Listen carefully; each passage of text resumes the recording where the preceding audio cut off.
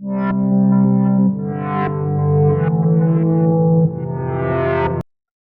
ini kita akan mempelajari tentang materi antivirus atau nama lainnya adalah antiretroviral atau ARV.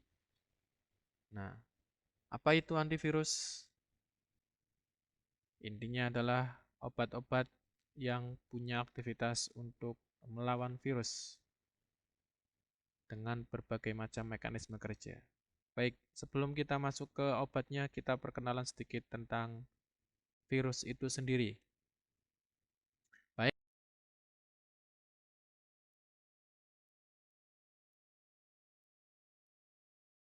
asam nukleat itu kan terdiri dari RNA atau DNA ya, yang diselubungi beberapa unit protein.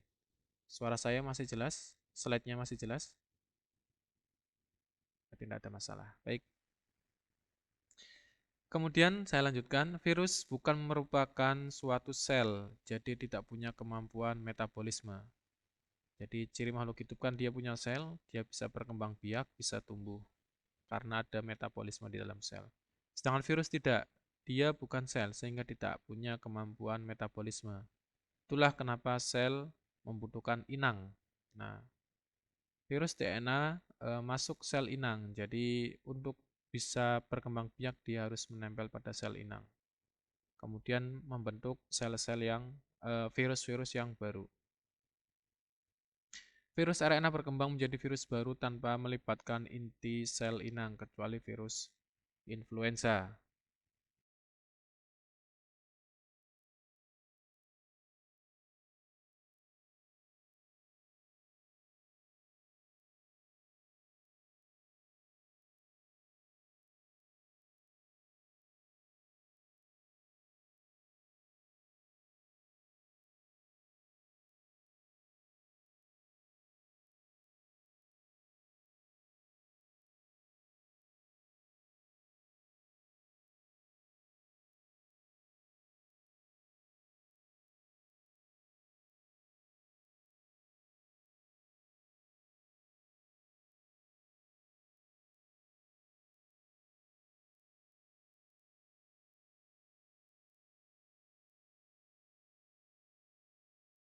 Bagian-bagian namanya kapsid.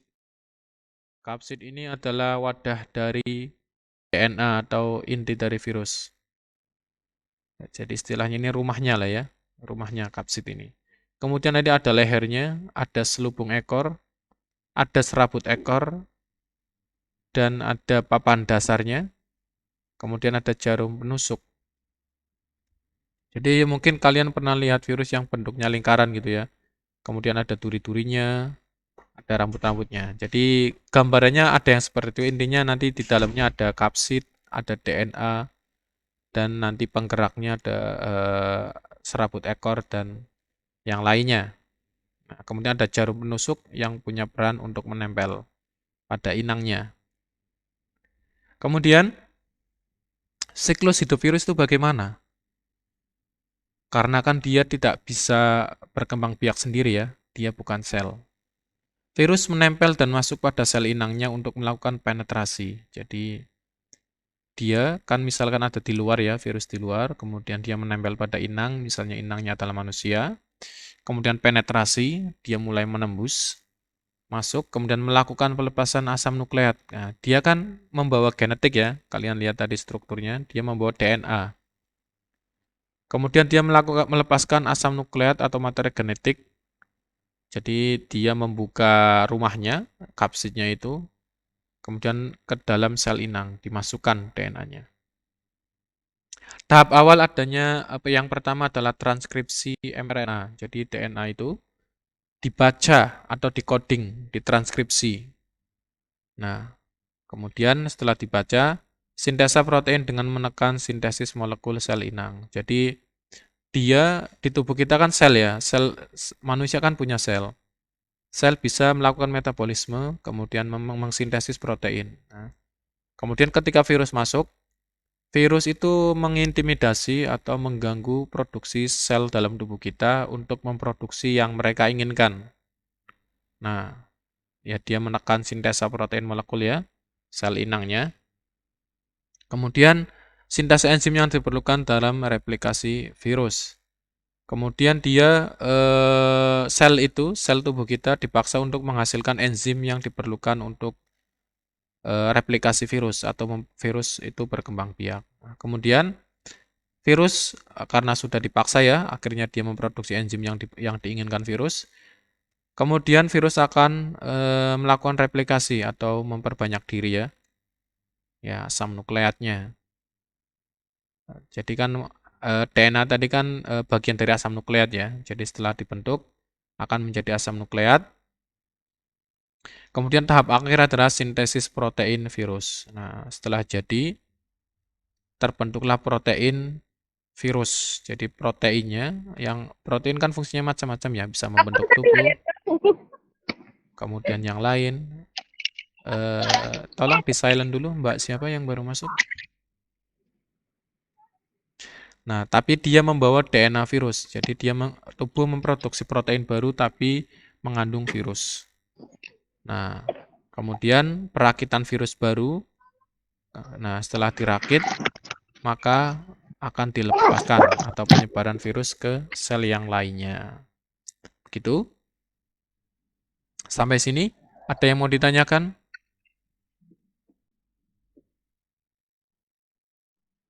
Oke, tidak ada, saya lanjutkan. Jadi saya memang agak cepat ya menjelaskannya. Nanti kita akan lebih jelas menggunakan gambar. Jadi kita efisien waktu.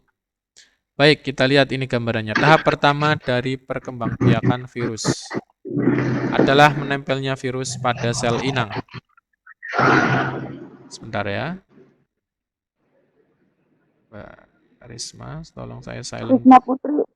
Adminnya ya, minta tolong dibantu temannya yang mungkin mikrofonnya masih menyala biar tidak mengganggu yang lain. Baik, saya lanjutkan ya. Ini kita lihat. Tadi kan virus ya. Ada kapsid, kemudian di dalamnya ada DNA. Oke, dia menempel, penetrasi, kemudian diadsorpsi. Ada yang tahu? Adsorpsi. Mbak Wike, apa itu adsorpsi? Cukup, terima kasih Mbak Tarwati. Jadi adsorpsi itu hanya di permukaan penyerapannya, tidak sampai masuk ke dalam. Kalau absorpsi dia menembus sampai ke dalam, gitu ya. Jadi virus itu dia pertama memang dia menempel dulu di permukaan, kemudian dia masuk ya penetrasi. Nah, kromosom virus masuk ke dalam inang. Nah, tahap penetrasi. Ini sel inangnya ya, kita anggaplah sel inang manusia. Kita lihat, kemudian sintesis protein awal. Kan dia kan melepas RNA atau DNA-nya, DNA virusnya.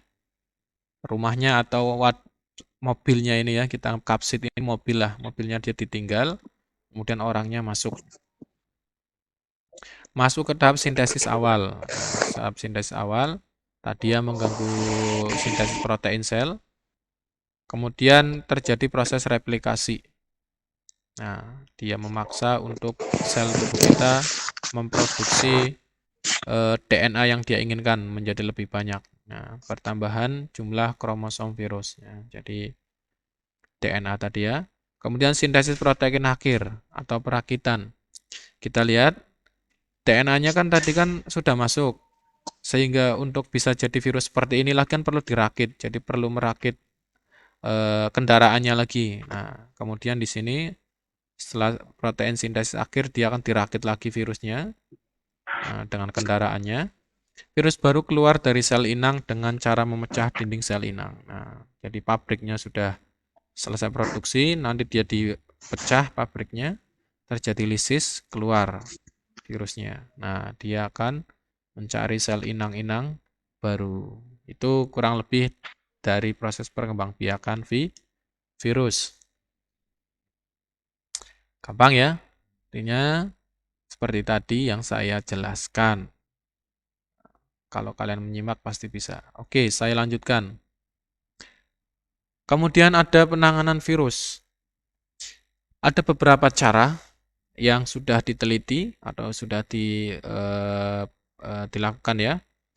Ada pertama vaksinasi, mungkin kalian tidak asing.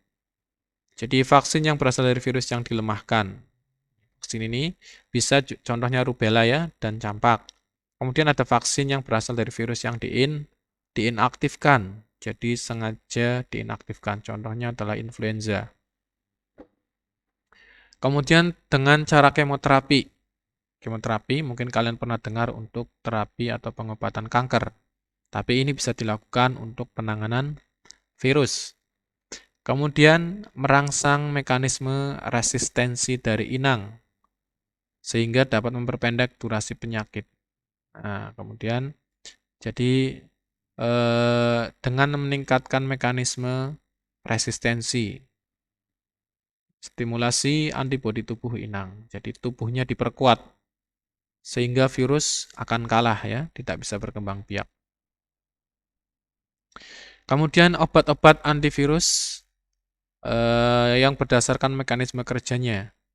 Kita lihat ada golongan penghambat reverse transkriptase atau RTI. Reverse transkriptase inhibitor. Gitu ya. Jadi reverse transkripsi ini suatu enzim spesifik yang digunakan untuk memanipulasi single strand RNA. Masih ingat ya mungkin di biologi?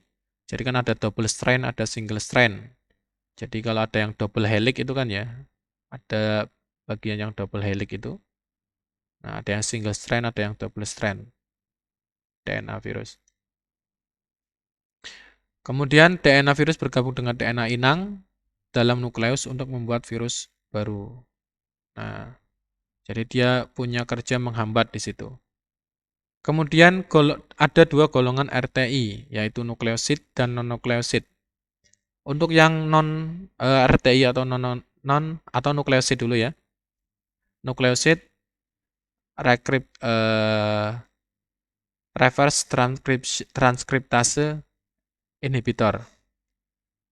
Jadi RTI yang membawa nukleosida.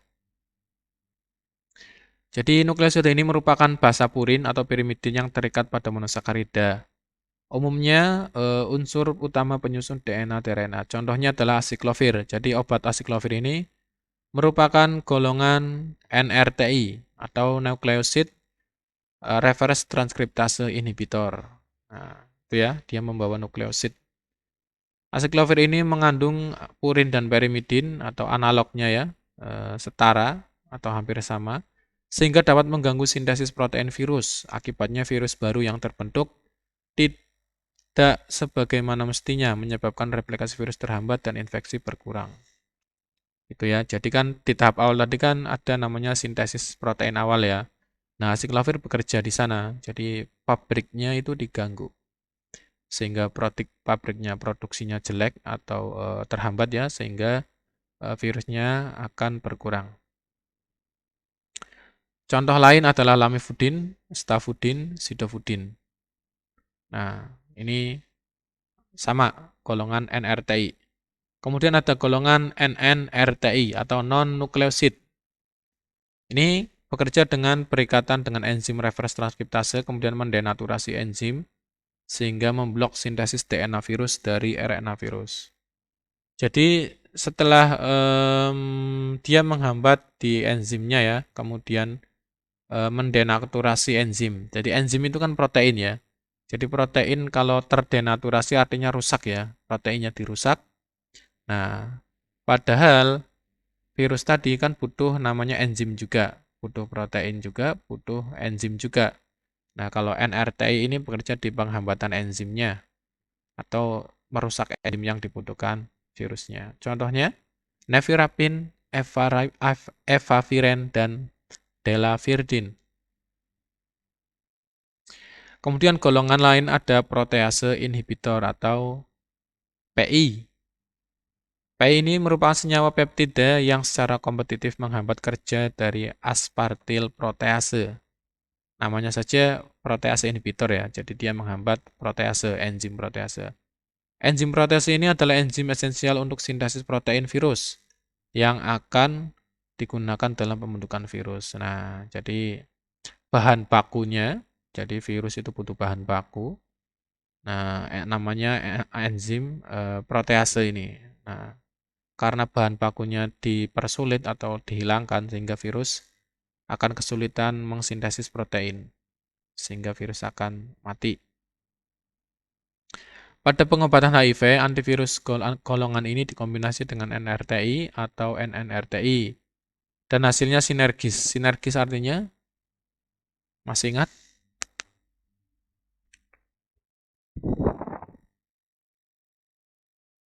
Ada yang tahu? Sinergis. Saling menguatkan ya, saling mendukung. Nah, jadi obat RTI dan PI ini jika dikombinasi ini punya efek yang sinergis, saling mendukung. Jadi efeknya lebih kuat untuk menghambat perkembangan virus. Contohnya amfrenavir, indinavir, ritonavir, dan atazanavir. Kemudian ada neuramidase inhibitor. Neuramidase ini perlu kalian ketahui merupakan enzim yang terdapat pada permukaan virus yang fungsi utamanya untuk melepaskan virus dari sel yang terinfeksi. Jadi semacam bukan kartu ya, jadi pengaman gitulah ya, supaya bisa keluar. Jadi untuk melepaskan virus, jadi dia butuh enzim ini untuk membuka pintu gitulah ya. Berfungsi untuk memutus ikatan antara virus dengan protein yang ada pada permukaan sel sehingga virus dapat terlepas. Jadi kalian seperti tadi ada kapsidnya ya, kapsid itu kan protein juga. Jadi untuk keluar dari virus dia butuh seorang bodyguard atau yang membukakan pintu. Nah, dari mobilnya misalnya ya. Nah, namanya enzim neuramidase. Nah, terlepasnya virus dari sel yang telah terinfeksi memungkinkan virus baru untuk menginfeksi sel lain. Jadi, hambatan neuramidase menyebabkan agregasi virus pada permukaan sel dan mengurangi penyebaran virus. Jadi, virus yang harusnya setelah naik mobil sudah siap kan ya dengan kendaraannya, dia keluar kemudian dia bisa menulari orang lain. Ketika dia akan menulari orang lain, tidak ada yang membukakan pintu dari mobilnya. Gitu ya. Sehingga dia tidak keluar, sehingga tidak terjadi penularan. Nah, contohnya obatnya apa? Amantadin, rimantadin, dan oseltamivir. Oke, saya minta kalian sering mendengar dulu, jadi tidak harus menghafalkan. Jadi kita harus familiar dulu dengan obat-obat ini. Jadi kalau kalian di rumah sakit menemukan obat, namanya misalnya di belakangnya amantadin atau belakangnya vir. Nah, itu biasanya golongan antivirus atau antiretroviral. Baik, saya lanjutkan. Ini beberapa obat antivirus dan mekanisme kerjanya. Kita lihat tadi. Amantadin ya. Amantadin kan neuramidase inhibitor atau penghambatan di kendaraannya. Kita lihat. Nah, ini kan virus. Binding cell to cell surface. Dia setelah menempel, dia masuk mengalami endositosis ya.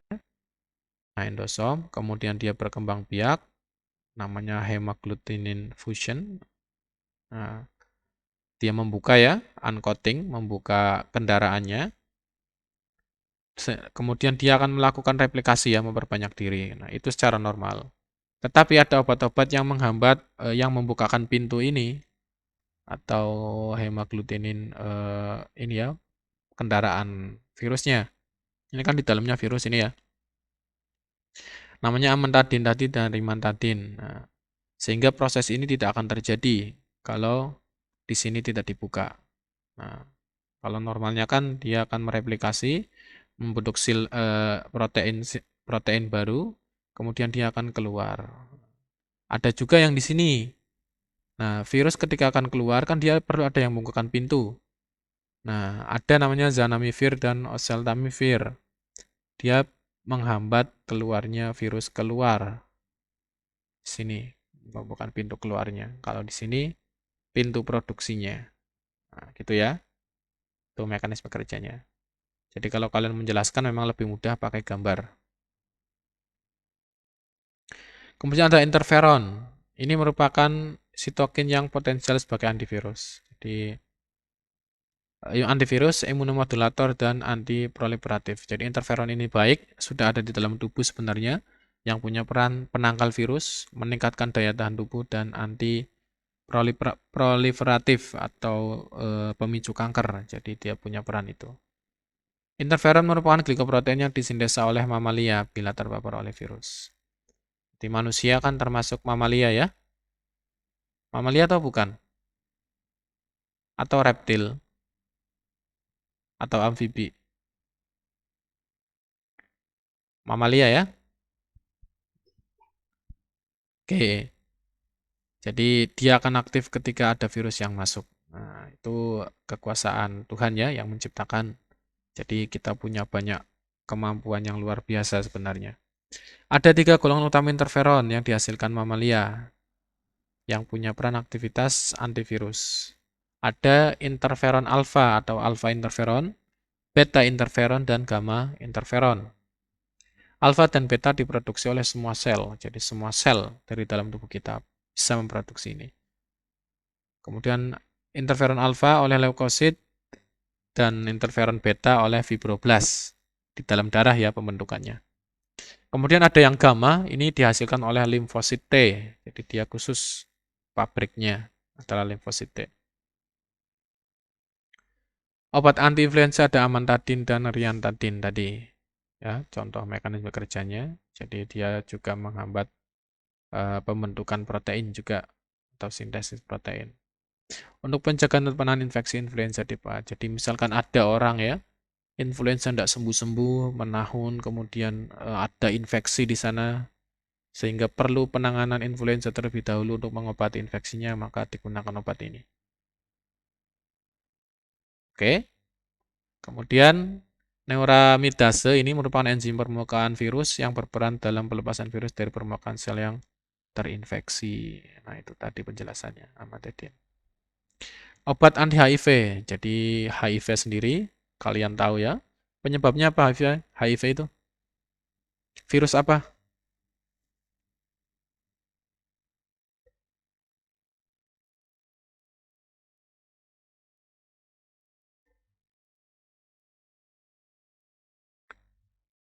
Masih ingat HIV? Penyebabnya apa? Virus apa? Ya HIV ya. Atau Human Immunity Virus. Atau AIDS. Nah, virusnya AIDS. Nah, penyakitnya ya AIDS. Kemudian HIV ini merupakan retrovirus RNA sehingga mempunyai enzim reverse transkriptase. Ada 2 golongan obat RTI dan PI yang digunakan biasanya untuk pasien HIV. RTI bereaksi menghambat pembentukan DNA virus, kemudian yang melibatkan enzim reverse transkriptase. PI atau protease inhibitor ini sama tadi dijelaskan, jadi menghambat proses pembelahan protein. Sehingga pembentukan partikel virus baru dapat dicegah. Nah, ini sinergis ya. Kemudian herpes, kalian pernah dengar atau pernah mengalaminya sendiri, saya yakin. Herpes itu ciri-cirinya bagaimana? Ada yang pernah kena herpes? Nah, sakit bong, Pak. Apa Terus rasanya apa? Gimana rasanya? panas, Panas. kata-katanya panas ya. Terus selain panas? Matanya Ada kuning. kayak terus warnanya merah, Pak. Ini sembrono, Pak, panas sedikit. Oke. Jadi memang virus ya. Jadi herpes itu penyebabnya adalah virus. Jadi biasanya di kulit ya, di leher, di mata, di wajah itu bisa kena. Jadi bagaimana penanganannya kalau kalian kena herpes? Pakai aciklopir, Pak. Ya, gitu ya. Jadi ada sebagian ya masyarakat yang belum mengerti ya. Jadi penyakit ini jadi ada yang bilang namanya penyakit apa ya, dompo atau apa ya di pedesaan itu. Jadi kalau kena itu dikasih bawang putih katanya. Katanya ya. Ya memang bisa sembuh kan ya. Cuma kan tambah lebar, nanti bekas, makin membekas. Jadi bagaimana penanganannya? Jadi kalian farmasi harus lebih paham. bisa menjelaskan ke masyarakat. Jadi herpes itu karena virus, maka perlu adanya obat antivirus. Umumnya untuk virus yang herpes yang di kulit itu namanya herpes simplex ya. Simplex atau kecil. Ada namanya virus varicella zoster.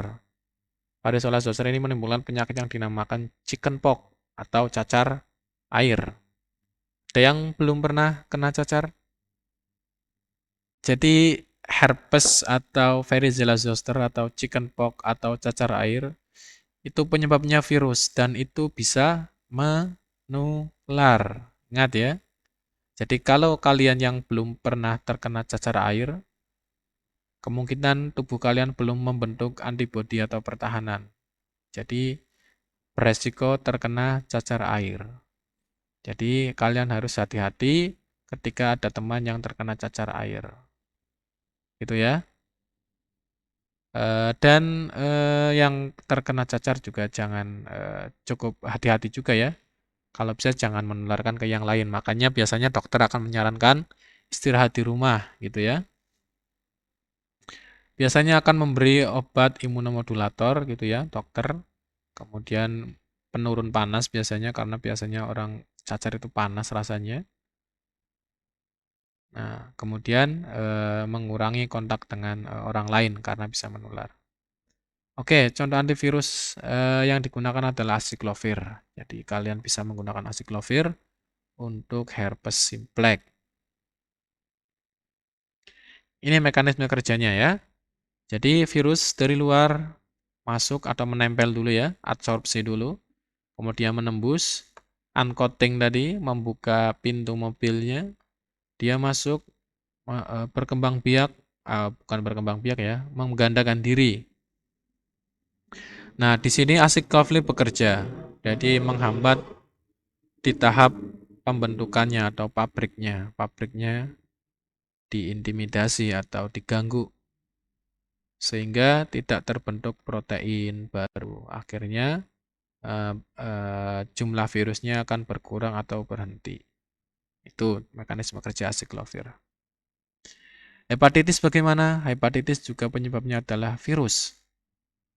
Jadi hepatitis itu merupakan radang ya pada hati yang disebabkan oleh virus. Jadi hati-hati untuk ketika kalian ya ada pasien di rumah sakit atau di rumah yang terkena atau positif hepatitis, kalian harus hati-hati karena ini bisa menular. Sampai sekarang sudah ada sekitar 6 jenis virus yang diketahui sebagai penyebab hepatitis. Hepatitis dapat bersifat akut, fulminan, dan kronik. Jadi bisa hanya sebentar atau saja bisa sembuh, virusnya hilang. Ada yang kronik, jadi lama ya, tidak hilang-hilang. Kemudian hepatitis B dan C menimbulkan infeksi kronis. Ini yang bahaya, hepatitis B dan C. Ini bisa menimbulkan infeksi kronis. Penularan melalui darah, seksual, dan perinatal. Biasanya cairan tubuh ya. Jadi hati-hati. Pasien hepatitis.